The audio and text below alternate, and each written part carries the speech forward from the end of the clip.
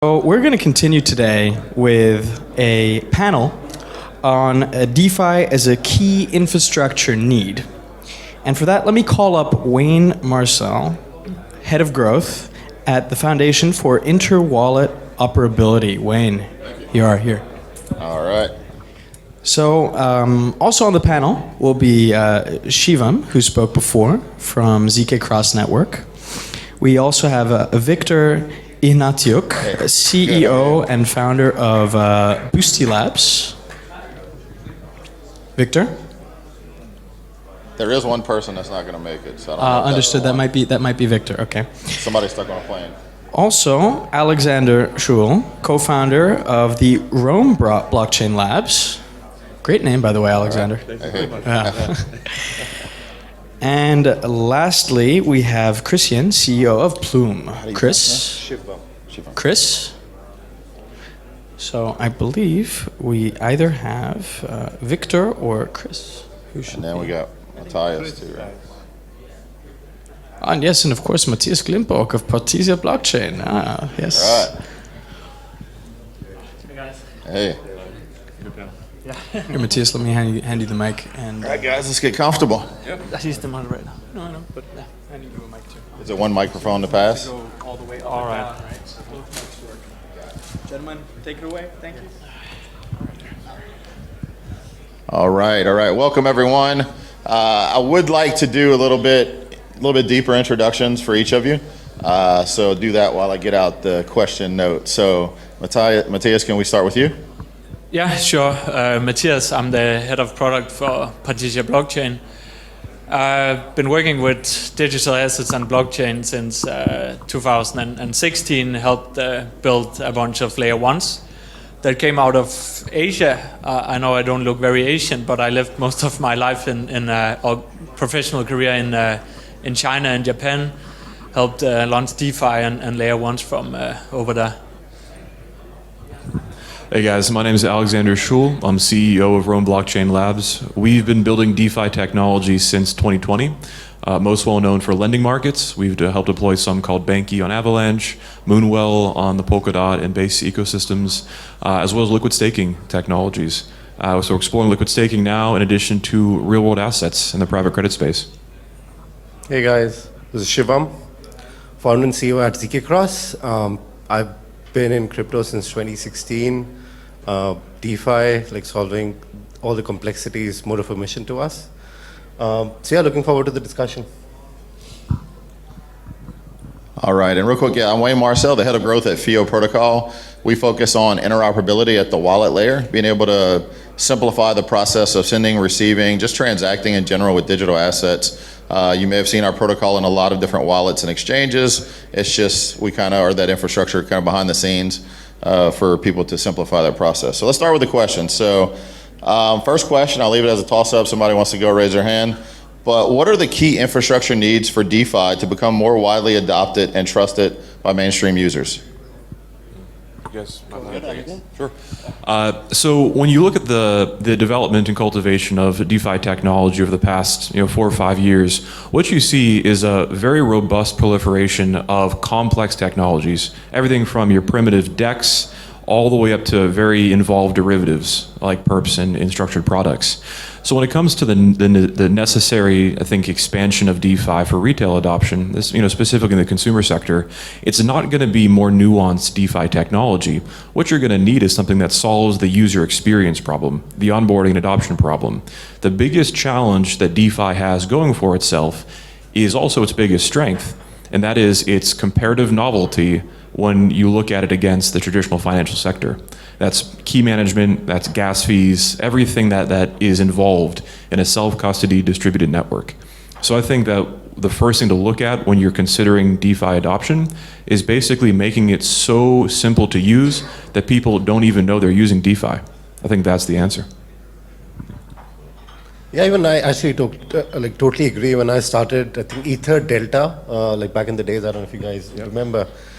From there to now, like PancakeSwap and all the different protocols that have come up, I think DeFi has come a very long way since the very beginning. And I totally agree. I think UX problems is exactly what needs to be really resolved. I mean, over here, actually take an example of my mom. I've seen her not knowing anything about computers and then eventually being really active on all social medias, e-commerce, but can she onboard DeFi or Web3 today? Like that's the kind of like simplification we need where the end users, they don't really feel DeFi as isolated, fragmented blockchains, but they feel as one ecosystem. And I think as I just spoke before as well, we've launched super accounts, which I think is a combination, is a front-end UX where users come in and they never have to go through the, like any kind of learning curve or know how the entire technology. They can just come and be a part of the ecosystem. I mean, I think that's the level we have to reach, and that's where I think DeFi will like generally pick up. Yeah, I absolutely agree on that. And I think my perspective here would more be from the layer one side, but obviously great applications with easy UI that makes it easy for non-crypto people to come in is very important for the next mass adoption, and all kind of integrations as well. I think from the layer one, what we've been focused a lot on for DeFi as the key infrastructure is to build an infrastructure which is first of all scalable.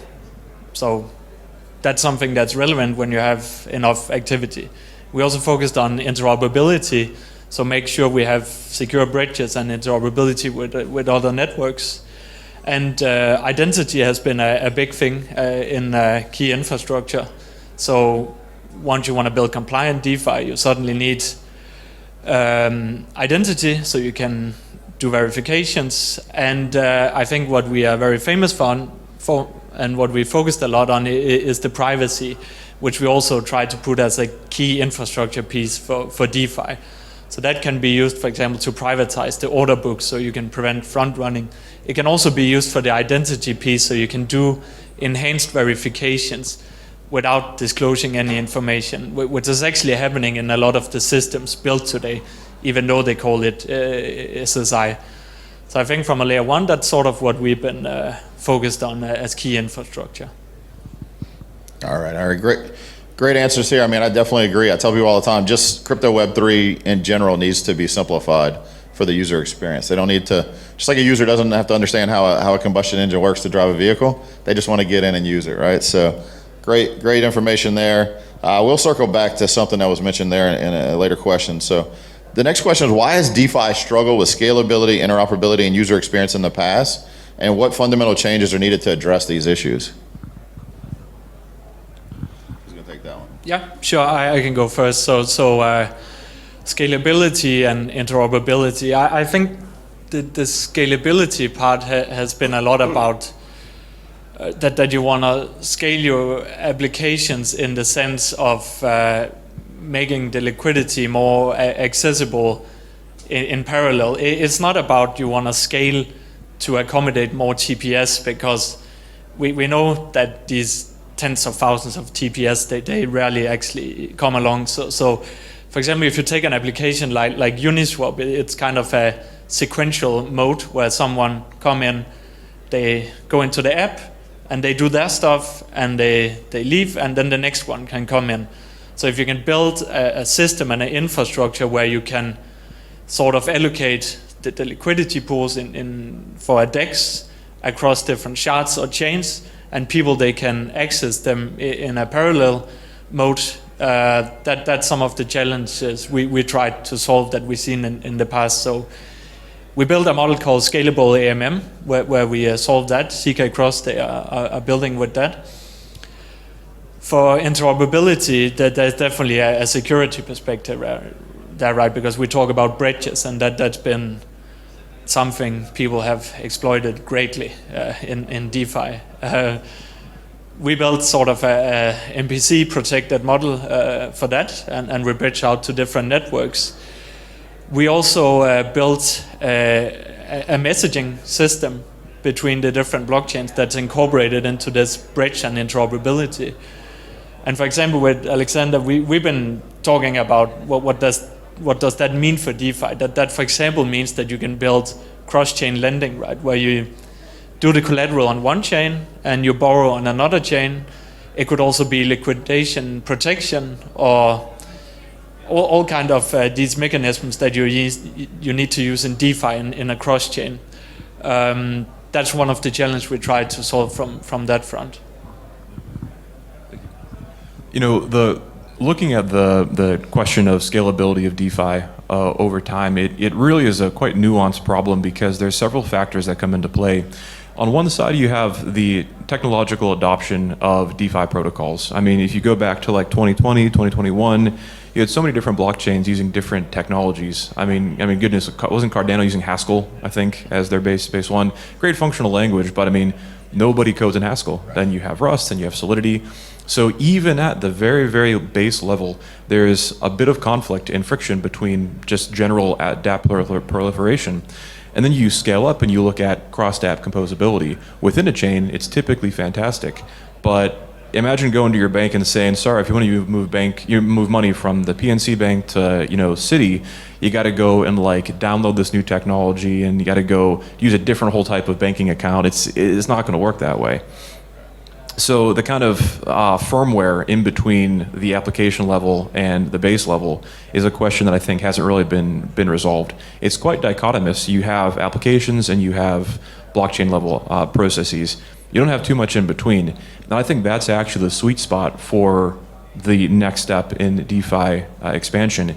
And that's a natural result of the development of DeFi. This is still a nascent space. It's new, it's emerging.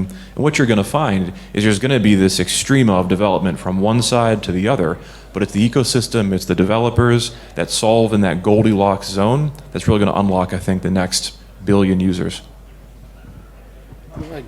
Even I think I totally agree over here, because I think the scalability issue and the entire technology enhancement of DeFi is, I think, stuck because of several languages, several blockchains. And as a founder, where even I have gone through this process, came from kind of a non-tech background and been building since 2020 in DeFi, I kind of realized that it's very essential for a universal, APIs or SDKs to exist, so that the different end developers and founders, they don't really have to go through that process of hiring the right devs and getting everyone together, which takes a lot of time, energy, efforts.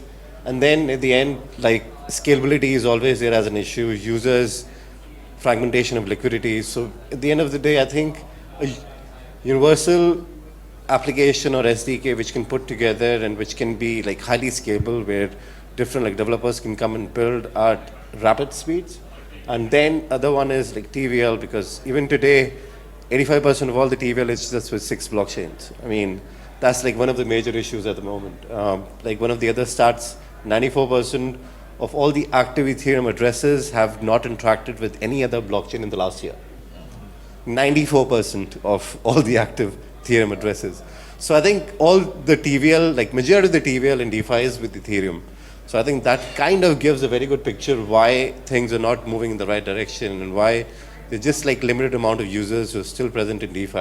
And I think that's the next step, I would say. And I think with ZK Cross, that's exactly what we're trying to solve with working with several different blockchains so that we can build one universal SDK which can be used across pretty much any blockchain without ever going through the technical knowledge and learning paths for the end developers and founders alike. All right, thanks, Shubham. So you guys have seemed to, diverse opinions, but seem to agree on the last 2 questions. We'll see if we can change that with the next question. So is it necessary for DeFi platforms to integrate with traditional finance platforms to achieve mass user adoption? And if so, how can DeFi platforms better integrate with traditional finance? And if not, why? Absolutely. There's no question about it. When you look at the vast majority of capital movement within traditional markets, it's strictly institutional. Be it direct or managed by some secondary party, there's not a question in my mind that DeFi needs to interact with TradFi to be successful. Now, that said, that's where the question becomes, okay, so how involved exactly? Because one of the advantages that DeFi has on really every level is the kind of cowboy Wild West freedom that we can do with development of new technology, deployment into jurisdictions that are quite easy to work with. that banks and some hedge funds and other custody services don't have that kind of accessibility. Now, what I see evolving over time is I see a world where there's actually degrees of regulatory involvement within different ecosystems. You're going to have very gated kind of private enclave blockchains that only certain banks trade between for certain banks, right? And that's kind of already in function. I know PNC was doing work, for example, back in 2015, I think, with private blockchain technology. So everybody else is. But when it comes to accessing to some of the cool stuff, on-chain perps and liquid staking, like we're doing with Partisia, and other different DeFi applications, there's going to be actors that have access to capital markets in the traditional sector that want to be able to provide these returns for their clients. And the best way to do that is going to be to sign off on a waiver saying we can't guarantee the security of what we're going to do, but we can say that your potential return is going to be much higher than what you would find in your more traditional markets. So I think there's going to be definitely, there has to be connection, there's going to be overlap, but it's going to be a question of how involved are they, and that's to be seen. No, actually, I mean, I think there are two parts to it. So one is institutional TradFi markets, like as you mentioned. I think other is the end users kind of giving that trust as well for the masses to onboard and come and actually be a part of the ecosystem.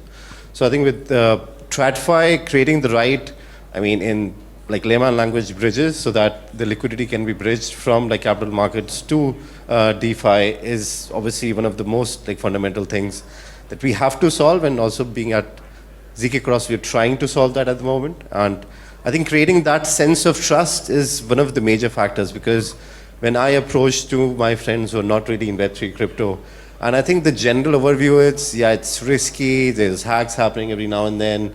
Like there is a major lack of trust, and I think by these institutions coming on board into, like eventually into DeFi with ETFs and all of that, and eventually creating that sense of trust with the end banks getting involved.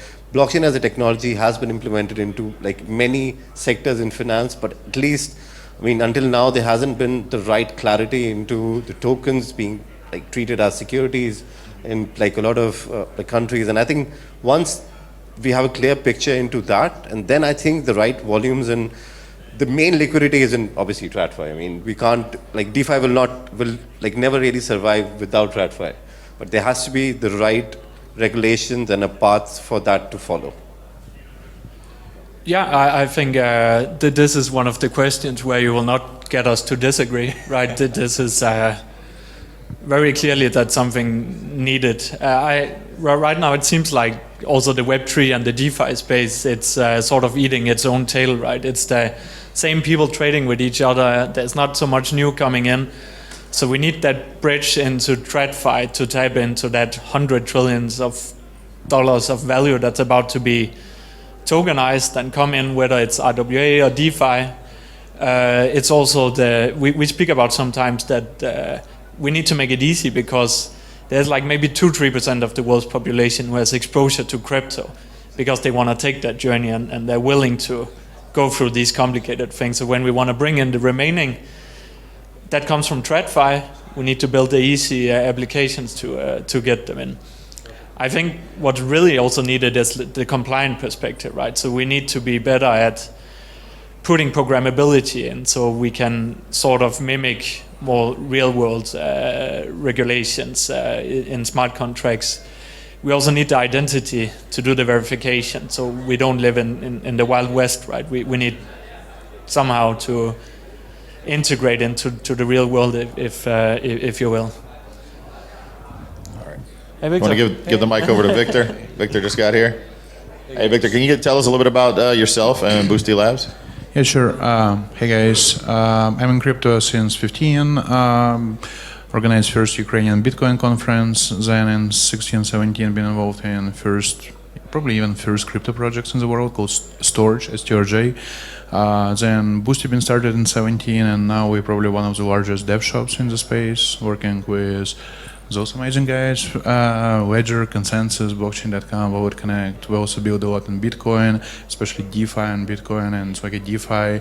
And this panel specifically is like something that we are like rethinking ourselves in a company for last couple of years. Been involved in early DeFi companies, and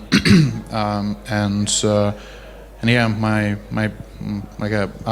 I'm super excited what Partisia is doing here, and I can share more about my view and experience on DeFi based on all those years.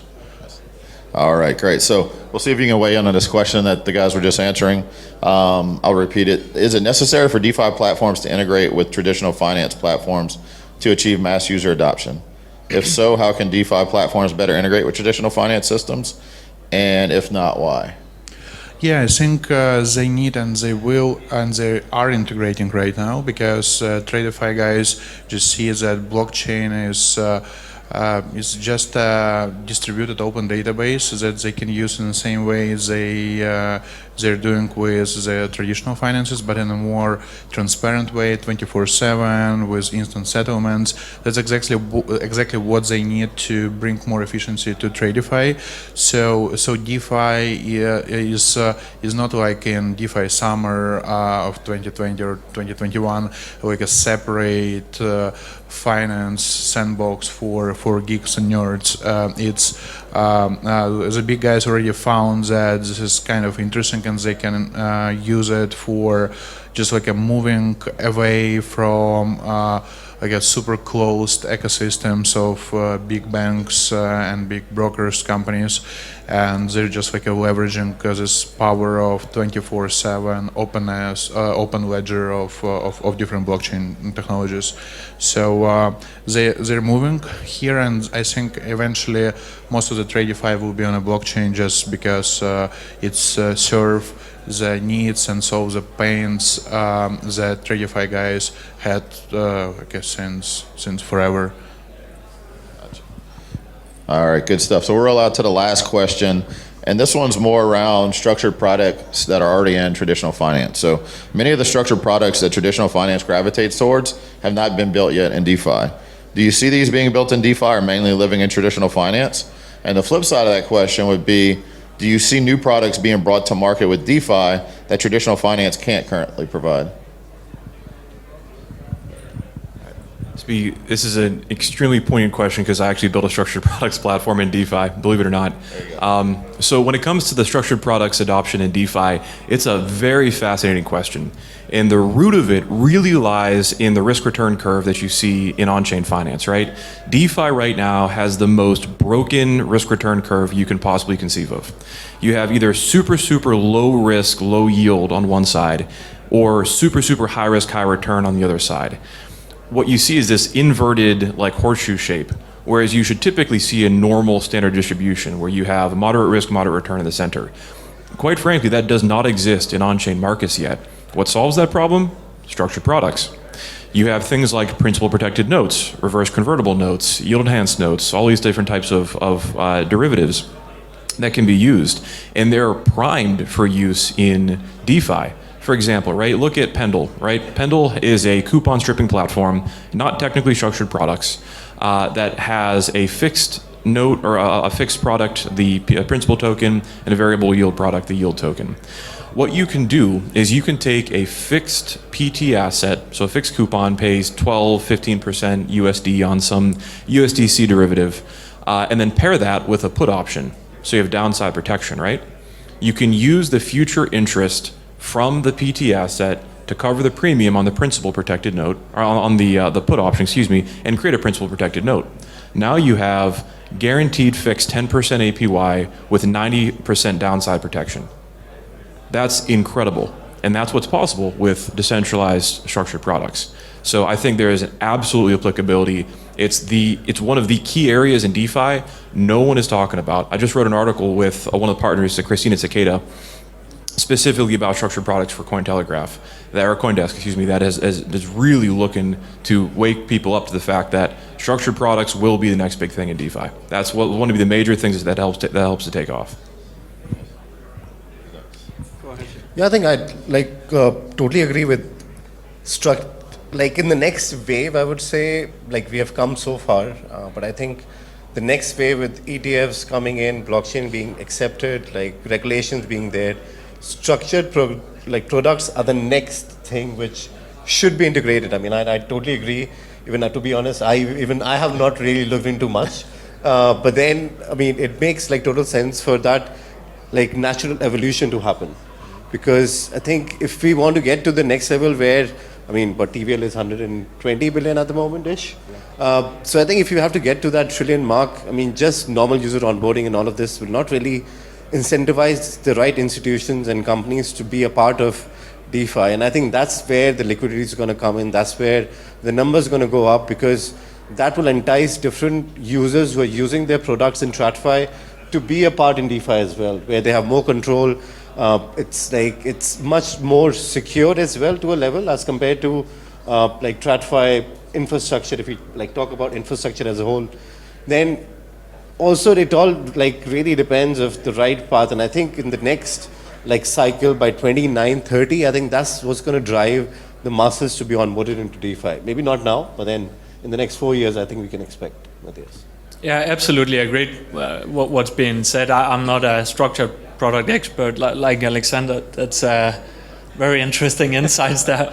I think that this is like also like Shivan said, it's an evolution of technology in a essence, right? So now traditional finance, they just see a superior platform technology that they want to jump on. They want to be early on it to beat the competition. There's so many efficiency gains in it, and also the way that you can keep it on a smart contract where you basically have business logic for a structured product being executed without all these middlemen is so appealing that they will eventually move there. And that's where we will see these trillions of dollars of value being tokenized and come to Partisia Blockchain and other blockchains. Yeah. Yeah, I think that structured products already coming to the space a lot, and it's very correlates with your previous question about the TradFi guys. So TradFi guys actually are the biggest adopters of structured products now.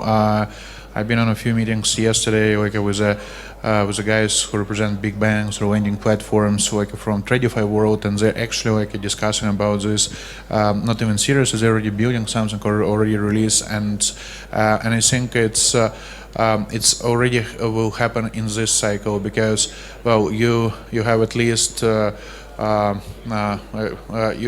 have at least like a couple of like a stable predictable incomes that is like a staking proof of stake provides you like a staking rewards, or playing on perpetuals, and then like you can build even just like structured products just on top of these things, and there's like a bunch of other things you can like build structured products on top of, and people already doing this, and this will bring lots of new liquidity from traditional markets, just because traditional market has lack of this connectivity that blockchain has, and like building a new structured product in TradFi will take you a couple of years, while here you just like imagination is your limit, and in the same time the industry is super young, so there is not too much competition here, and all these like TradFi guys and like DeFi startuppers, they feel it and they build it very actively, and that's what I like in this industry a lot, that the trends are like moving so quick.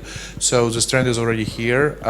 I'll hope it will go in the right direction, because this industry also has glory of moving not to right direction every so often, but I think it's already happening, and I'm just excited to see what will be more. But I definitely believe that TradFi guys will take like a more and more leadership over it, if we want it or not. But we just need to innovate more to be like a step ahead of them all the time. I'm saying as not a TradFi guy, but as a guy who has a finance experience before. But like anyway, so yeah, I think like that's how blockchain will take the world, with such a big movements towards different financial innovations such as structured products. All right, thanks a lot, guys. I got so many more questions, but we're just about out of time. I would have a challenge to everybody here, you guys here, and those that are building. We talked a lot. I mean, TradFi is definitely going to come into this space, right? It's going to be a big wave. They understand the products that are being built. I think the biggest winners are also going to be the ones that take the time to simplify the process for the retail mass user, those that don't even understand what a structured product is yet, and have some kind of education to where they know what it is, they're more informed, and they have the option to participate as well. Instead of taking the 1 to 5% of the wealth holders in the world that are already in TradFi, what about the other 95%? So that's it, guys. Make sure we're out of time. We don't have time for questions, but if you have a question for anybody on the panel here, make sure to catch them after this talk. And thanks, everybody, for joining us. That's it. Appreciate it, guys. Wonderful, gentlemen. Thank you so much.